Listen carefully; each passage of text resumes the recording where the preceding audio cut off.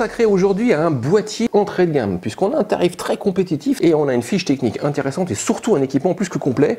Alors brièvement, 3 ventilateurs, de la RGB, du verre trempé, une architecture compartimentée, on a même un look travaillé, ici avec un système de dessin, une façade assez agressive, du metal mesh, on retrouve également plusieurs filtres à poussière, bref, pas mal de petites choses. Donc au niveau de la vidéo, on va faire un petit tour de ses principales caractéristiques et je vous proposerai à la fin quelques résultats que j'ai obtenus en silence mais également en refroidissement. Alors est-ce que ce mag Forge 100 R est à la hauteur de son tarif? Est-il le boîtier du moment à petit prix? On va essayer d'y répondre. Allez, c'est parti.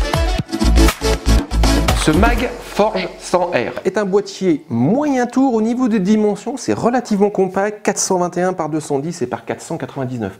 Il s'utilise assez facilement sur un bureau à côté de son écran et on remarque tout de suite donc ce look très sport, très racé, en particulier avec cette façade avant légèrement asymétrique, très anguleuse, qui va marier du plastique, donc c'est un noir mat, petit logo ici, MSI, et du metal mesh pour pouvoir laisser s'exprimer les deux ventilateurs avant. Et vous remarquerez également que ces derniers sont RGB, même mieux, ils sont ARGB, donc c'est du rétroéclairage adressable. La façade, bien sûr, est amovible. Voilà, donc je vais l'enlever tout doucement. Ici, on remarque que les deux ventilateurs sont positionnés sur un petit système de rails. Donc là, ça permet d'ajuster leur position.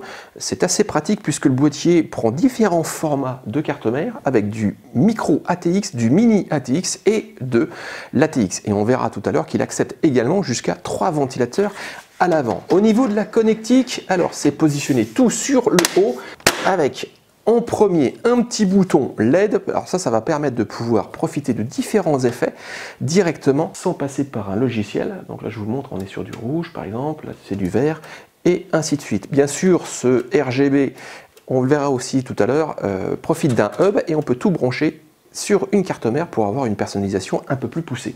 On récupère 2 ports USB 3.0, donc là c'est des ports USB bleus, des classiques jack audio micro-casque, un petit bouton reset et enfin un bouton power. Et on a également des LED d'activité au niveau des unités de stockage et de la mise sous tension du boîtier.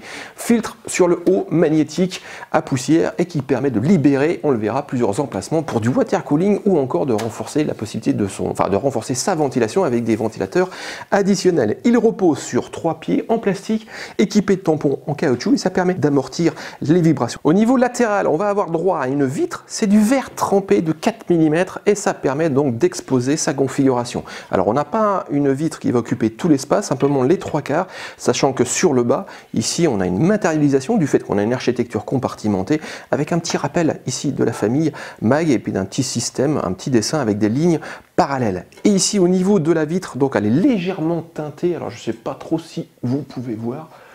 Voilà, alors moi je dis vraiment c'est légèrement teinté. Donc ici, alors je vais essayer de mettre ça, enfin 2 petites remarques peut-être. Au niveau donc de la vitre, ici on va retrouver de la mousse pour pouvoir limiter les vibrations. Par contre, c'est pas complet et surtout on n'a pas de bande noire au niveau de la vitre. Donc du coup, les différentes fixations du châssis sont visibles. Et enfin, par contre, faites bien attention, c'est que la vitre n'a pas de système de rétention. Donc du coup, une fois qu'on a enlevé les petites vis à main, elle tombe directement. Donc à bien prendre en considération parce que c'est du verre trempé, donc c'est assez sensible au choc.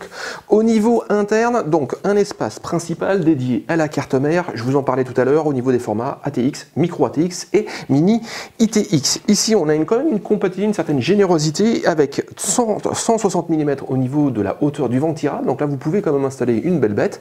Et au niveau de la carte graphique, on est sur 333 mm. Donc là, c'est pareil, on peut installer un petit monstre. Et on va récupérer au niveau de la ventilation, on l'a vu, 2 ventilateurs de 120 mm à l'avant qui vont apporter de l'air frais à l'ensemble. Et on va récupérer à l'arrière un 3e ventilateur, tout est en natif, donc de 120 mm qui lui va extraire l'air chaud. Et ce ventilateur est également positionné sur un petit système de rails, donc on peut là aussi ajuster sa hauteur. Par contre, petite remarque, au niveau des différentes équerres PCI, ici on est sur un système à casser au niveau du châssis. On n'est pas sur des équerres PCI perforés et amovibles. Par contre, MSI a une très bonne idée, c'est qu'au niveau d'une bundle, on récupère 2 équerres, cette fois-ci amovible, donc si on se trompe, on peut quand même compléter, enfin reboucher un trou existant. Pour le refroidissement, donc 3 ventilateurs, on l'a vu, on peut quand même faire évoluer le système, puisqu'à l'avant on peut rajouter jusqu'à 3 ventilateurs de 120, il y en a 2 en natif, ou alors 2 de 140 mm. Sur le haut, on peut rajouter 2 120 ou 2 140 mm, et on peut également passer sur du water cooling AIO avec la prise en charge de radiateurs de 240 mm, donc aussi bien à l'avant que sur le haut. On se retrouve ici donc à l'arrière de la carte mère. Alors on va commencer avec le compartiment du bas qui va accueillir donc une alimentation. Ici on a 160 mm, c'est une alimentation ATX classique, et on va avoir droit à une cage HDD équipée de 2 tiroirs compatibles avec les formats 3,5 pouces ou 2,5 pouces. Et ce dernier profite également ici d'un support d'ADI, d'une platine, cette fois-ci amovible, où là j'ai installé mon SSD. Enfin on remarque ici, petite carte électronique, je vous en parlais tout à l'heure, c'est un hub ARGB, où là j'ai connecté donc les 2 ventilateurs avant, et si vous voulez compléter ce RGB avec d'autres ventilateurs, il y a 6 ports au total. Petite alimentation à SATA pour pouvoir alimenter le tout. Ici le petit cordon où il y a marqué LED, c'est la connexion du petit bouton qu'on a vu tout à l'heure au niveau de la connectique avant, et bien sûr on peut connecter l'ensemble directement à une en-tête ARGB d'une carte mère. Au niveau du câble management, écoutez, j'ai pas grand chose à dire, c'est bien pensé, on a eu des petites attaches un petit peu partout, donc avec un petit peu d'effort, écoutez, on arrive à un rendu plutôt concluant. Alors au niveau des performances, cette fois-ci je teste donc toujours les boîtiers avec la même configuration. Ici je fonctionne en 5 puis en 12 volts. On va peut-être parler directement du 12 volts. Alors au niveau du refroidissement, on est sur un bilan moyen. Pour vous donner un ordre d'idée, le fait de passer de 5 à 12 volts, on a quand même une entrée d'air efficace qui va agir sur des composants clés. Alors moi j'ai pu enregistrer au niveau de la carte graphique une température qui est passée de 94 à 89 degrés, le processeur chute de 78 à 66, et enfin la mémoire vive de 58 à 54. J'ai également un impact sur d'autres composants, par contre c'est moindre. Vous avez tout qui s'affiche normalement. Le test cette fois-ci avec la carte graphique fanless, là c'est pareil, c'est assez moyen, c'est plutôt sur la partie basse de mes résultats avec un GPU qui va se stabiliser à 83 degrés. Par contre, petite remarque, je n'ai absolument pas modifié la position des ventilateurs et on pourrait améliorer ce résultat-là en repositionnant par exemple le ventilateur du bas.